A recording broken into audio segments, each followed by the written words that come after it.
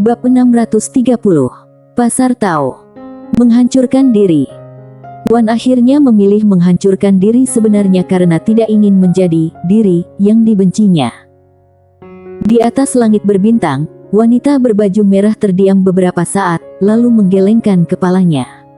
Sayang sekali. Setelah mengatakan itu, dia berbalik dan pergi. Di samping Wan, pria tua itu sudah menangis.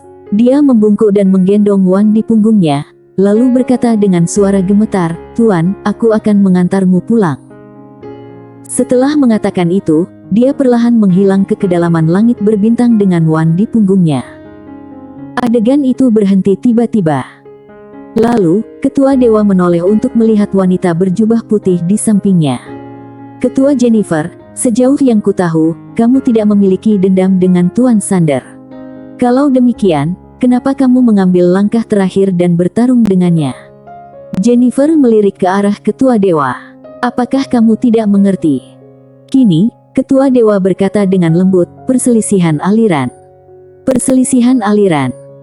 Sander mengambil jalan Wan dan ingin menegakkan ketertiban, sedangkan Jennifer mengambil jalan kekacauan. Keduanya tentu bertentangan. Jennifer tidak memiliki ekspresi di wajahnya. "Wan menciptakan tatanah, tapi kamu juga telah melihat hasilnya. Tatanan ini membawa harga yang harus dibayar. Di dunia ini, muncul tak terhitung banyaknya kekuatan dan dewa.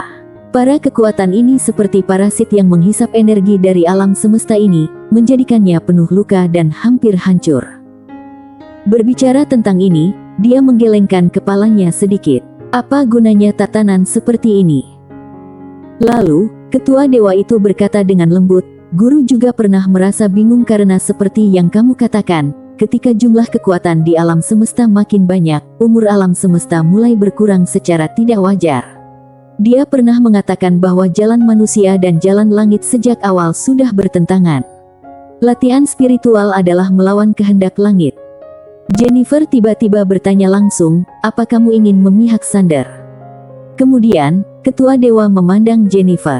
"Aku harap ketua Jennifer dapat memberinya kesempatan, setidaknya biarkan dia mencobanya." Jennifer menggelengkan kepalanya. Dia tidak cocok, dia terlalu muda, belum mengalami cobaan waktu, hanya memiliki semangat yang membara dan pemikiran yang naif. Kemudian, ketua dewa tiba-tiba menyela, "Mungkin yang disukai guru adalah semangat yang membara dan pemikiran naifnya." Jennifer mengerutkan kening. Kini, ketua dewa terkekeh dan berkata, "Kita ini merasa benar sendiri karena bisa melihat masa depan. Kita menyangkal Sander karena telah melihat dunia yang teratur sebelumnya, tapi pada akhirnya tatanan ini gagal. Terlebih lagi setelah kegagalan, reaksi baliknya sangat serius. Orang-orang yang melindungi alam semesta pada awalnya menjadi musuh terbesar alam semesta. Semua makhluk hidup setelah mereka kehilangan kendali. Aku juga merasa bahwa Sander tidak bisa lebih baik dari guru. Atas dasar apa dia lebih baik dari guru? Tapi..." Setelah mengatakan ini, dia melihat ke arah Jennifer. "Kalau begitu, atas dasar apa kita beranggapan dia tidak bisa berbuat lebih baik dari guru?" Jennifer tetap diam. Lalu, ketua dewa melanjutkan, "Ketua Jennifer, kenapa kita tidak memberikan dia kesempatan untuk mencoba? Kalau dia tidak berhasil, meskipun orang di belakangnya sangat kuat, mereka tidak bisa memaksakan perubahan pada kehendak makhluk hidup. Bencana kosmik yang akan datang tetap akan datang. Tentu saja, mereka bisa menghancurkan makhluk hidup. Jika mereka menghancurkan makhluk hidup, bukankah itu sesuai dengan kehendak kita?" Wanita berjubah putih memandang ketua dewa. "Kenapa kamu membelanya?" Kini, ketua dewa tersenyum sedikit, mengulurkan jari dan mengetuknya dengan lembut di depannya. Ruangan itu tiba-tiba beriak seperti gelombang air, kemudian sebuah pemandangan muncul di depan kedua wanita itu. Di kota kecil, Sander baru saja keluar dari kamar nenek Dinda dan berjalan menuju jalan. Saat ini, Sander sedang bingung mau menyelamatkannya atau tidak. Jika tidak menyelamatkannya, dia pasti akan memprovokasi Anan, kemudian jatuh ke dalam situasi putus asa. Akhirnya, keduanya melihat Sander berbalik dengan cepat, kemudian menendang pintu hingga terbuka. Di luar layar, wanita berjubah putih menoleh untuk melihat ketua dewa di sebelahnya. Sebab, Dinda di dalam pintu tampak persis seperti ketua dewa. Jennifer bertanya, "Ujianmu?" Di sisi lain, ketua dewa menggelengkan kepalanya. "Tidak." Jennifer sedikit mengernyit. Kini, ketua dewa tersenyum dan berkata, "Izinkan aku menunjukkannya dulu." Jennifer perlahan menutup matanya. Setelah beberapa saat, dia sedikit mengernyit dan bertanya, "Bagaimana mungkin?" Lalu, ketua dewa berkata, "Ketua Jennifer, bencana kosmik akan meledak sepenuhnya dalam waktu kurang dari 10 tahun. Saat itu akan menjadi waktu tersulit dalam hidupnya. Jika dia bisa mengatasi bencana kosmik ini, itu akan sangat baik. Jika tidak, jalan jahat akan muncul kembali, dan alam semesta akan diatur ulang, dan tidak akan ada lagi tatanan dunia. Aku meminta 10 tahun untuk guru baruku. Bagaimana?" Jennifer menatap ketua dewa. "Tanpa tatanan, alam semesta ini akan lebih baik." Di sisi lain, ketua dewa tersenyum dan berkata, "Guru pernah berkata bahwa jika tidak ada makhluk hidup seperti ini di alam semesta, betapa sepinya." Setelah Jennifer terdiam untuk waktu yang lama, dia berbalik dan pergi. Setelah mengambil beberapa langkah, dia tiba-tiba berbalik dan memandang ketua dewa seolah-olah sedang memikirkan sesuatu. Kenapa tidak menghentikan para dewa mengincarnya? Lalu, ketua dewa berucap dengan tenang, "Tidak ada gunanya bagiku untuk menghentikan mereka." Sama seperti ketika terjadi perselisihan internal di Aula Dewa, keserakahan mereka sungguh kacau. Seberapa jujur dulu, sekarang mereka akan sangat serakah. Meskipun adalah ketua dewa, dia tidak dapat mengendalikan dewa-dewa itu. Salah, dewa palsu. Jennifer mengangguk sedikit, tidak berkata apa-apa. Dia berbalik dan menghilang di ujung langit berbintang. 10 tahun. Dia tidak keberatan menunggu 10 tahun lagi. Di sana, ketua dewa terdiam beberapa saat, lalu berbalik untuk melihat ke kedalaman langit berbintang. Ada sebuah pintu. Kemudian, ketua dewa melirik ke pintu sebentar, lalu berbalik dan pergi. Sander mengikuti Muyan di jalan menuju dunia Yin Yang. Di langit berbintang yang luas, Sander sedang berjalan dengan pedang. Pada saat ini, dua cahaya pedang tiba-tiba muncul di sisi kiri dan kanannya. Itu adalah Dinda dan Galuh. Saat ini, mereka berdua mengayunkan pedang mereka di langit berbintang yang luas. Mereka tidak mau lagi tinggal di pagoda kecil dan membuat masalah dengan Sander dari waktu ke waktu. Dinda tersenyum dan berkata, "Guru, apa pendapatmu tentang kecepatanku dalam menggunakan pedang?" Saat berbicara, dia menunjuk ke depan. Dalam sekejap, dia berubah menjadi cahaya pedang dan membubung ke langit. Cahaya pedang menembus ruang dan waktu. Suara robekan yang tajam terdengar. Sander memandang Dinda yang sedang menghunus pedang, dengan senyuman di wajahnya. Seorang jenius. Galuh di samping juga berkata, "Aku juga bisa melakukannya."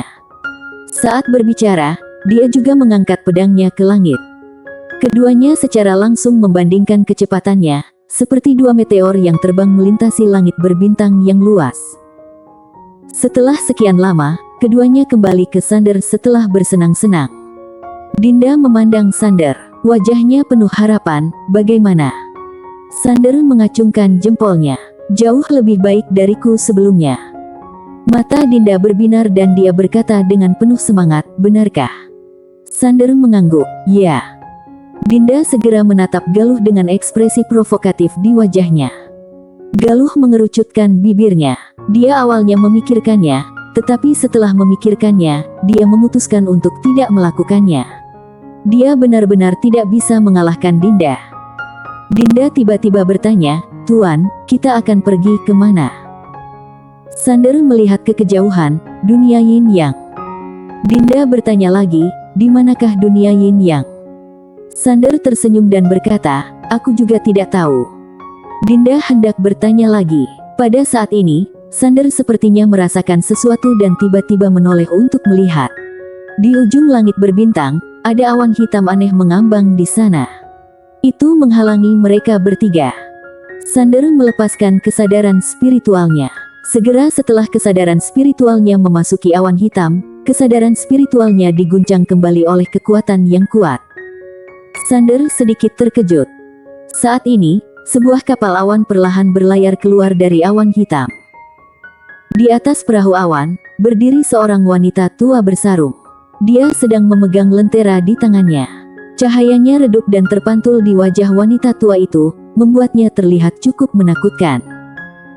Melihat wanita tua ini, wajah Dinda dan Galuh tiba-tiba menjadi sedikit pucat. Meski sudah mulai berlatih, karena mereka besar di kota kecil, mereka takut pada hantu dan monster dari lubuk hati yang paling dalam. Wanita tua itu melirik ke arah Galuh dan Dinda, lalu menatap Sander. "Kenapa kamu masuk tanpa izin di Pasar Tao?" Sander sedikit bingung. "Pasar Tao?" Wanita tua itu menatap Sander. "Kamu tidak tahu?" Sander mengangguk. "Kami lewat sini dan tidak bermaksud mengganggu." Pada saat yang sama, dia bertanya, "Senior, apa kamu tahu Pasar Tao?" Muyan berujar, "Aku belum pernah mendengarnya."